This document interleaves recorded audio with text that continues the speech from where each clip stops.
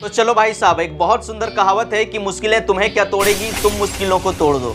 मुश्किलें तुम्हें क्या तोड़ेगी, तुम मुश्किलों को तोड़ दो। अगर कुछ करना चाहते हो अपने जीवन में तो अपने सारी शक्ति अपने लक्ष्य के प्रति जोड़ दो, अपने लक्ष्य के प्रति जोड़ दो। कई सारे स्टूडेंट का इंस्टाग्राम पर, यूट्यूब पर कमेंट आता है कि भैया जब भी मैं पढ़ने के लिए जाता हूं तो हमको ओवर थिंकिंग होने लगता है। कभी कभी लगता है कि यार ये सब्जेक्ट बहुत टफ है, कभी कभी लगता है कि मेरा फैमिली के पास पैसा नहीं, आगे हमको पढ़ाई नहीं करवा पाएगा।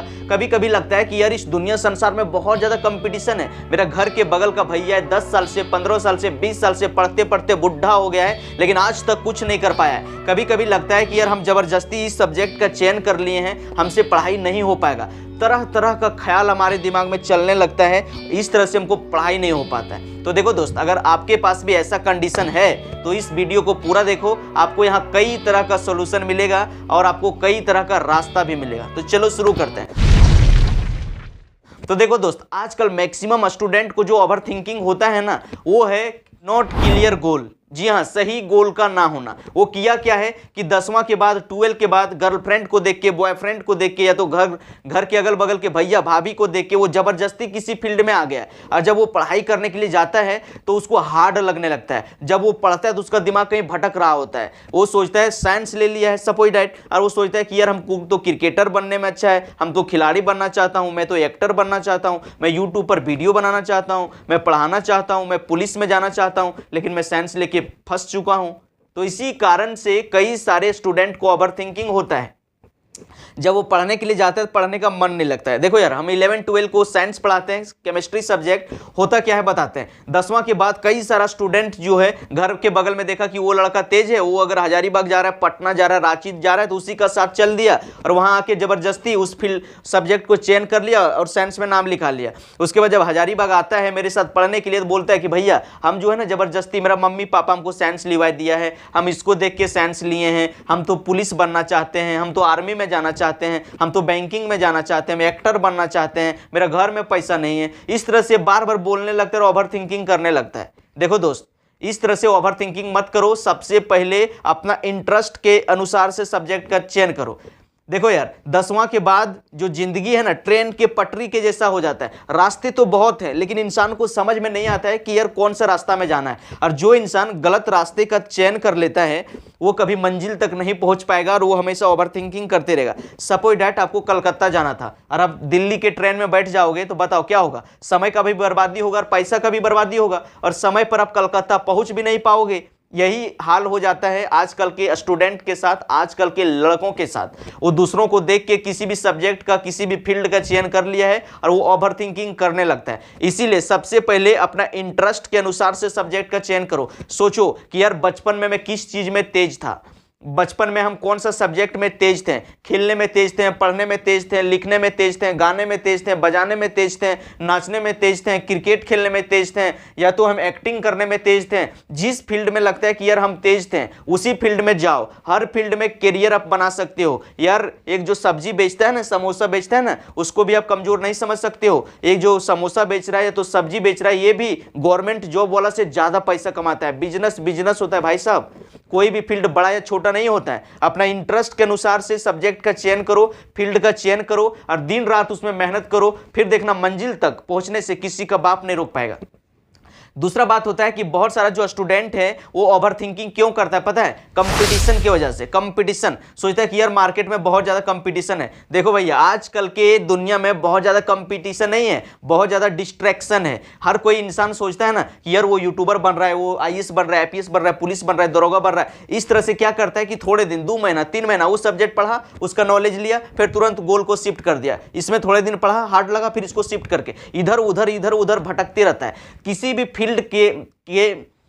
फील्ड के उसके पास कंप्लीट नॉलेज, फुल नॉलेज नहीं है, इसीलिए वो इधर उधर भटक रहा है, धक्का खा रहा है। देखना कई सारे जो स्टूडेंट है जबरदस्ती कोई भी फॉर्म आया उसमें जाके अप्लाई कर दिया, उसमें भर दिया। उसका कैसे होगा? जो इंसान 10 साल से कंसिस्टेंट उसी फील्ड में मेहनत कर रहा है उसका न होगा भाई साहब। तो आजकल कंपटीशन नहीं ज्यादा है, डिस्ट्रैक्शन ज्यादा है। अगर आप रगड़ के मेहनत करोगे ना 1 से 2 साल 3 साल एक ही गोल के पीछे, एक ही लक्ष्य के पीछे, तो आपको मंजिल तक जाने से कोई रोक नहीं पाएगा। अपने मन को सबसे पहले स्थिर करो और मन को एक क्लियर गोल दो कि आपको पुलिस बनना है, दरोगा बनना है, आईएएस बनना है, आईपीएस बनना है, तो क्या बनना है उस फील्ड के बारे में पूरा पढ़ो, जहां से हो सके वहां से नॉलेज को इकट्ठा करो, जानकारी को इकट्ठा करो और 1 2 3 साल खूब मेहनत करो। देखना 3-4 साल के बाद अभी टॉप मोस्ट पर पहुंच जाओगे। कंपटीशन आजकल बहुत ज्यादा नहीं है, आजकल बहुत ज्यादा कुछ है, तो वो है डिस्ट्रैक्शन। इसीलिए एक फील्ड का चयन करो, इंटरेस्ट के अनुसार से फील्ड का चयन करो और उस पर काम करो। तीसरा चीज है कि भैया फैमिली कंडीशन। देखो यार, फैमिली कंडीशन हर किसी का खराब था। डॉक्टर एपीजे अब्दुल कलाम या तो डॉक्टर भीमराव अंबेडकर, इसका भी फैमिली कंडीशन खराब था। इसके पास पढ़ने के लिए पैसा नहीं था, रहने के लिए घर नहीं था, खाने के लिए ठीक से अनाज नहीं था, लेकिन एक चीज था, एटीट्यूड। और एटीट्यूड के दम पर डॉक्टर एपीजे अब्दुल कलाम आगे चल के भारत के 11वें राष्ट्रपति बने थे, कई सारे मिसाइल को लॉन्च किए थे और भारत के मिसाइल मैन के नाम से जाने गए। डॉक्टर भीमराव अंबेडकर, इसका भी फैमिली कंडीशन बहुत ज़्यादा था, महार जाति से था, सबसे नीचा जाति से था, इसको स्कूल में घुस के पढ़ने नहीं दिया जाता था, उसको क्लास में घुसने नहीं दिया जाता था, पानी पीने नहीं दिया जाता था, उसको परछाई से लोगों को छुआछूत होता था, तो उसको कई तरह का दिक्कत था, परेशानी था। अगर वो बच्चा उस टाइम हार मान लेता तो क्या कभी भारत का संविधान लिख पाता?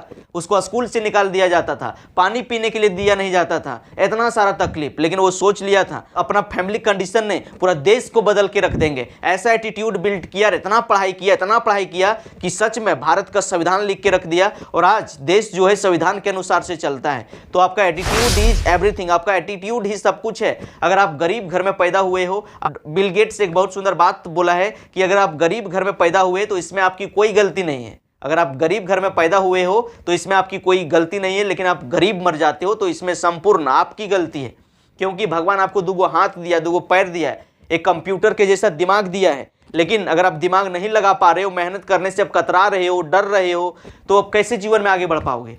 तो यही कहना चाहेंगे कि कभी भी मेहनत करने से घबराओ नहीं, एक सही गोल का चयन करो और दूसरों से कंपेयर मत करो। जिसको जो करना है भैया करने दो, आपको क्या अच्छा लगता है, क्या बढ़िया लगता है वो काम करो। अगर विराट कोहली या फिर सचिन तेंदुलकर, अमिताभ बच्चन और शाहरुख खान से कंपेयर करता तो कभी क्रिकेटर नहीं बन पाता। भगवान ने हर किसी को यूनिक टैलेंट दिया है भाई साहब। जिस तरह से हर इंसान का आंख का रेटिना और फिंगरप्रिंट अलग अलग बनाया है, उसी तरह से भगवान ने हर इंसान को अलग अलग टैलेंट देके पैदा किया है। अपना टैलेंट को पहचानो, अपना स्किल को पहचानो और वही फील्ड में जाओ। अब जबरदस्ती कहीं चल जाओगे कुछ नहीं कर पाओगे। एक बंदर जो है पेड़ पर इधर उधर छटपटा रहा है, उछल कूद रहा है, अगर हाथी देखा कि यार हम भी पेड़ पर चढ़ जाएं या तो हम भी उछले कूदें, तो क्या ये हाथी ऊपर चढ़ पाएगा? कभी नहीं। और चढ़ने का भी कोशिश करेगा, उछलने का भी कोशिश करेगा, तो पैर उर क्या करेगा? तोड़ के बैठ जाएगा।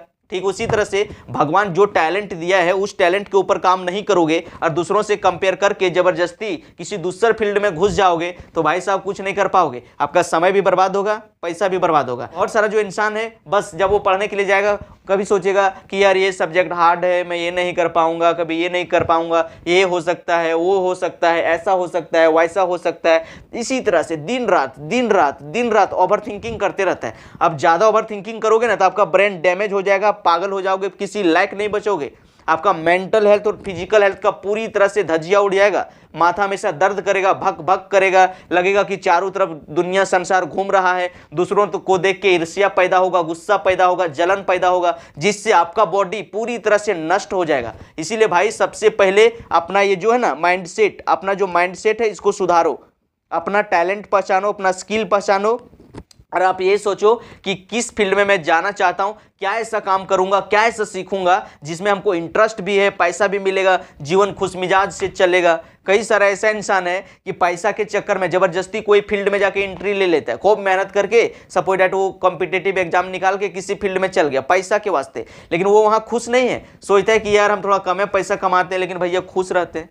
तो देखो भैया सबसे बड़ी चीज है हैप्पीनेस। भाई साहब अगर आप ओवर थिंकिंग से बचना चाहते हो तो पहला काम करो कि पहले गोल को क्लियर करो, दूसरों से कंपेयर मत करो, फैमिली कंडीशन को साइड में रखो, खुद से मेहनत करो, पैसा कमाओ। आप थोड़े दिन मेहनत कर लोगे ना तो आगे चल के बड़ा आदमी बन जाओगे। और दूसरों से बच के रहा करो। अगर आपको ज़्यादा ओवर थिंकिंग होता है सबसे पहले अपना इन्वायरमेंट सुधारो। इन्वायरमेंट बहुत बार ऐसा होता है कि जब लड़का पढ़ने के लिए जाता है तो उसका दोस्त डिस्टर्ब किया, उसका परिवार डिस्टर्ब किया, उसका अगल बगल का जब वो पढ़ रहा है तो कोई लड़का गाना बजा दिया, मोबाइल बजा दिया, थरिया पटक दिया, बहुत कुछ कर दिया, तो इससे भी उसको ओवर थिंकिंग होने लगता है। तो देखो यार जिस इंसान से आपको नहीं पटता है, नहीं बनता है, जिसको देख के आपको ईर्ष्या आता है, गुस्सा आता है, जलन पैदा होता है, वैसे इंसान से 10 किलोमीटर दूर रहो, उसके पास क्यों जाना।